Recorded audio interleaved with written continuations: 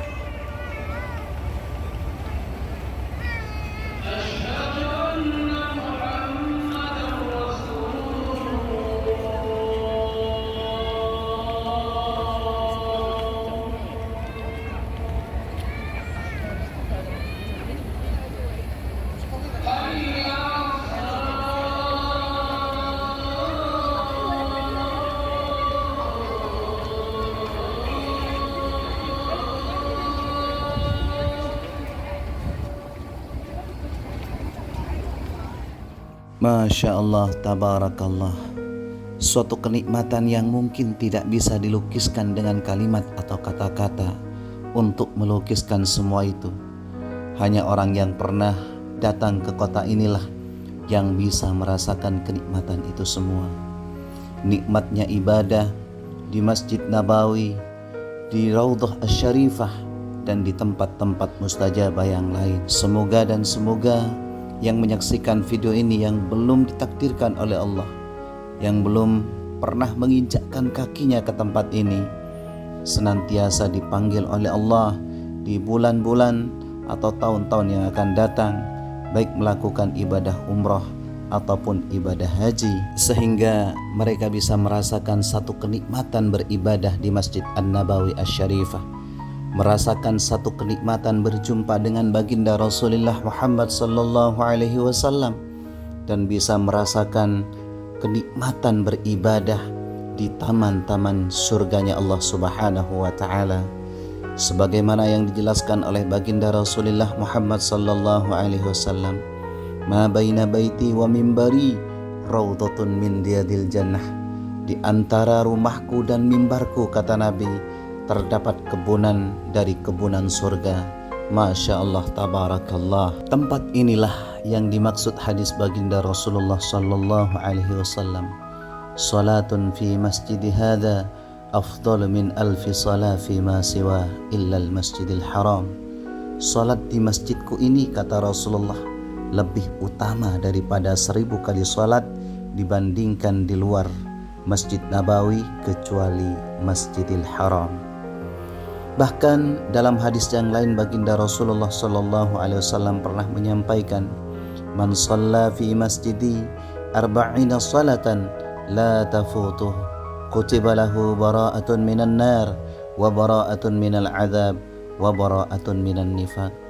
Barang siapa yang melakukan salat di masjidku ini, kata Rasulullah, 40 kali tanpa terputus-putus, maka dia akan diselamatkan dari 3 perkara.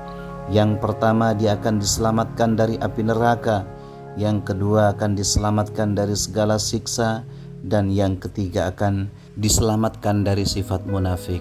Allahu Akbar.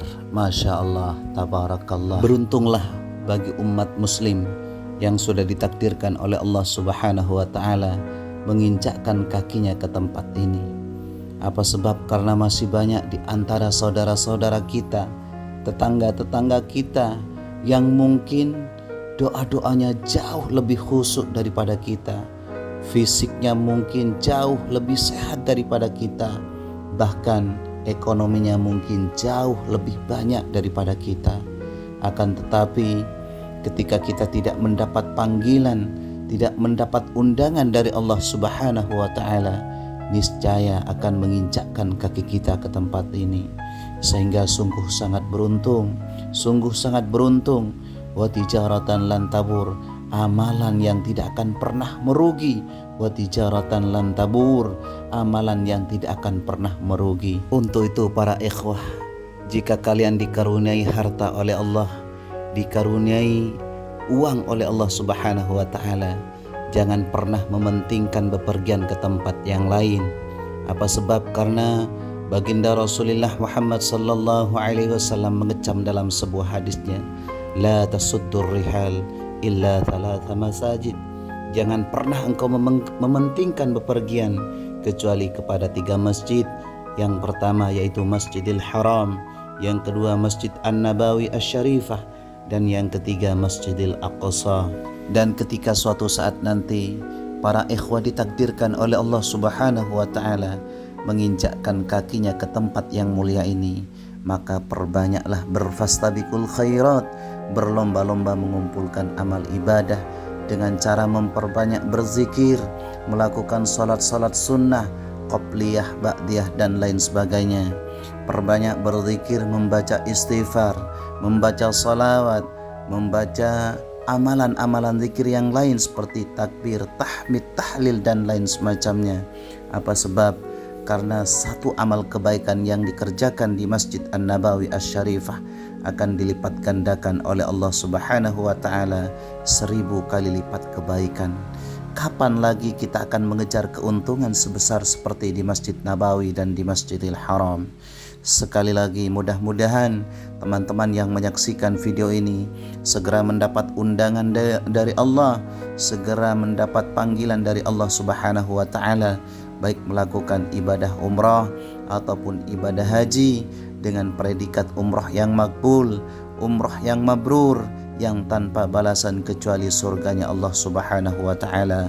Amin, amin ya mujibas sa'ilin.